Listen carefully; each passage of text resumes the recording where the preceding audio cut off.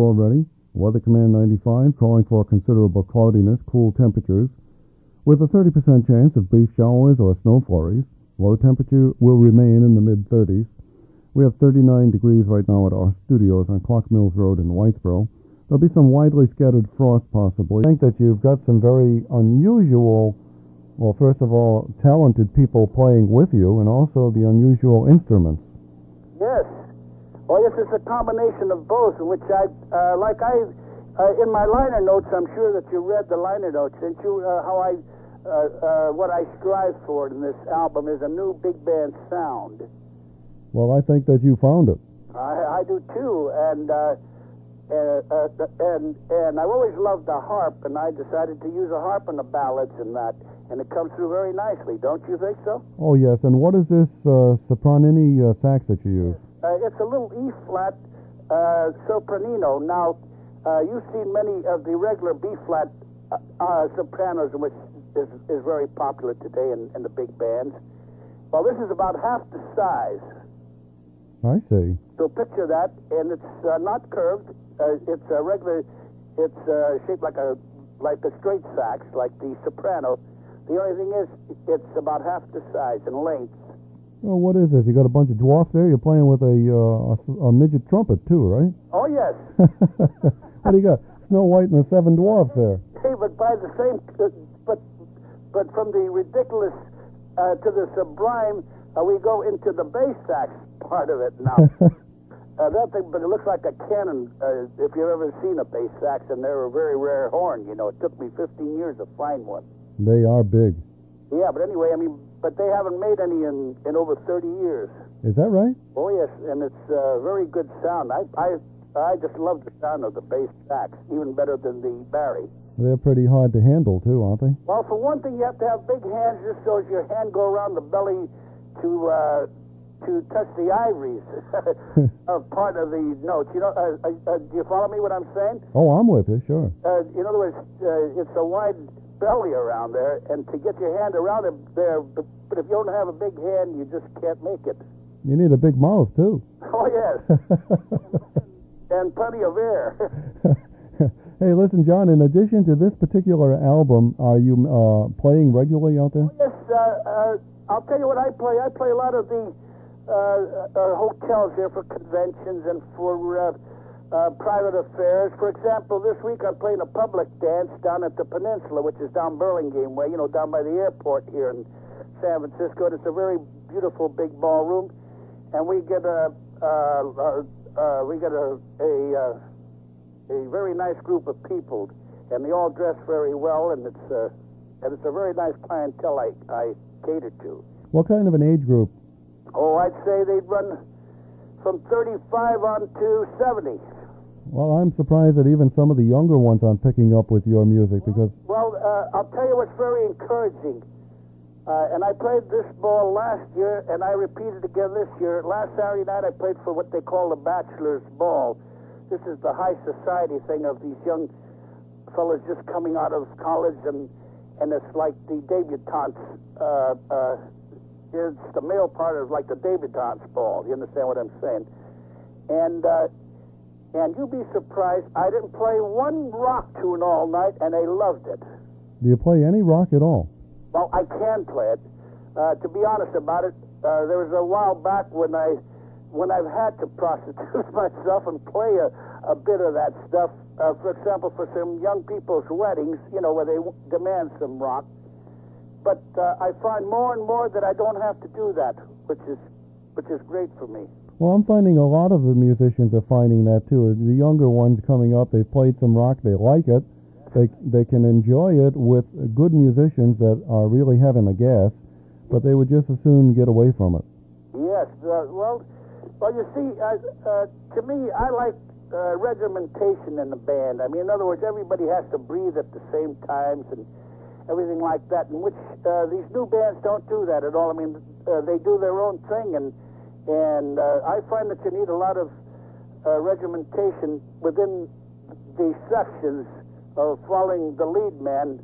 Where he leads, you shall follow type thing. You understand what I mean? Oh, yeah. You have to have that. Without that regimentation, That's right. It's a very loose outfit, and it shows. Yeah, and did you notice that clarinet man I had in there? Oh, yes. Oh, I've made mention of that many times.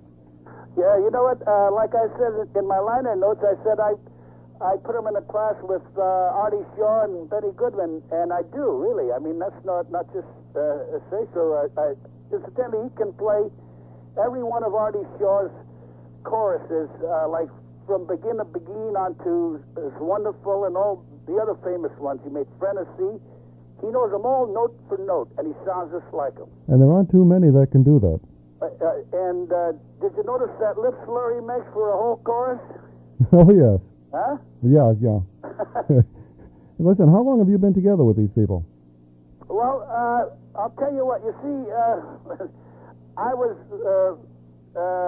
realistic about this thing. For many years, I gave up music because I wanted to make a good living. So I went into the bowling, bar, and restaurant business here, and it turned out very well for me. But you always miss your music. So finally, I got my band together and started playing a little bit even when I had the business. But you just can't do things right trying to do both. Because I'm the arranger as well as the leader, and I play myself too, within the band. And it was just too much. But now that I've retired, I'm doing what I've always wanted to do, and this band, I really had it together now for about 3 years. It sounds like you've been together for longer than that. What? It sounds like you've been together for longer than that. No, well, like I say, I did play longer than that, but it was just, say, like once every 3 months or something. You understand what I'm saying? No, what I'm saying is that the group sounds like they've been together for a longer time. No, they haven't. But I'll tell you what, these men are all the best men we have up here in Northern California. They're all hand-picked. And when you give them a good book to play, they come looking for you, I find. Well, let's throw out some of their names. What? Why don't you throw out some of their names? Oh, Jimmy Slick, he plays trumpet. He's from out here, but he's played with a lot of name bands, territory bands, everything back east, and with a lot of, like Teddy Powell and a lot of those people. And Evan Hughes has played with a lot of bands, including James and a lot of others. That's that man that takes those choruses, the ad-lib choruses. And that Dr. Torrey, he's a very, very well-schooled musician. That's why we call him the doctor, because he does have a credential of a doctor of music within the unified school system out here.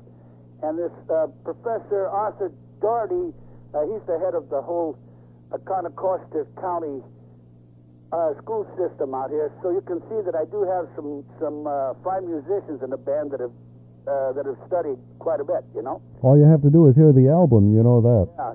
And for example, like my drummer, he's accompanied Sinatra, go right down the line. He's done them all. For example, right now he's playing the King and I show when they come to town. He's a percussionist as well as a fine drummer, and he plays great vibes. He's played vibes for Art Van Dam when he's come out here, with his quintet. He'd himself, and he would pick him up and a few others, and they would play a couple of dates out here. So you can see what a great musician he is. That's fantastic. Now, how big an outfit is it? On the album, I used 18 men. That's counting myself. I used the 7 reeds instead of the conventional 4 or 5 because I like the extra depth in my arrangements, as you notice. It's there. You know that. No, really, that's one of the finest albums that I've come across. In addition, there's one. I would say that one that I like a little bit better, and I don't mind telling you this, is the one that Pat Longo came out with just recently, with the Billy May arrangements. Oh, that's great. Listen, I agree with you. That was great. And you know what? I'm so happy to hear the kid make it on his own. Because I could just hear his old man bawling him out for not doing the right thing. But boy, he really sounds good on it. Don't you think so? Everything fits together on that, without a doubt. And the alto playing of Pat Longo is just great. I think he's got a real fine tone. Don't you think so? Oh, without a doubt. And what I'm saying is that I'm putting your album right up there with it. Well, that's a good compliment to me. Oh, it is good. There's no question. Hey, who did the artwork? Hey, isn't that great? Oh, boy, that's a real eye-catcher. His name is Bruce Steinberg. Bruce Steinberg. And he's won awards for doing other albums for, like, the Tower of Power and different things like that, you know? Be sure to pass along my compliments. It's an excellent job. I will, and I'm looking forward to him getting a prize for that album cover. I think it's that good. Well, I think you're going to get a prize for the album, and he may get one for the cover. But the musicianship on there is just superb. And you know, I'm getting a lot of nice cards and letters from all over the United States and London on my album, and I'm happy to say that they're all very complimentary. Well, I'm glad to hear that from London, because on the last program, see, I have a program that's over there on Pennine Radio in Bradford, England, Yeah? and also one in Australia. And on my last program that I sent over there, I sent one of your numbers, I can't remember which one it was, from the album. Yes. And I'm glad to see that they like it too over there. Oh, that's fine. So I'm sure we'll be getting more compliments from them also. Oh, that's great. But listen, what I want to do is to, first of all, tell the people where they can get your album. Yes. They can get it.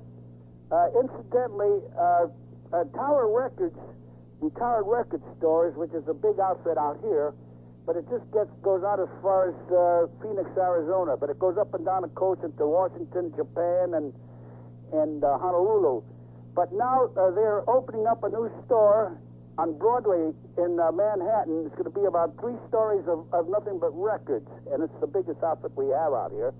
But if they want to get it sooner than that, and if they don't, they can mail directly to me here, which is called Cordoni Records, Box 38, Redwood City, California, 94063. The zip on that. Okay, and of course, if they didn't get it there, they can call me, and I'll be sure to pass it along to them. The price is $10. Well worth it. That includes handling and everything, you know. But Right. anyway, getting back to you, thanks again for being so nice. You give me a lot of encouragement. Well, don't go away. I'm not through with you yet. Oh, no. I'm enjoying this conversation. And listen, because what I want to do is, do you have any other albums out? No. This is my first venture. Is that right? Sure. Well, okay, let's go back then. You say you're retired now. When did you start in music? Well, like every other kid, I started in high school when I was a freshman.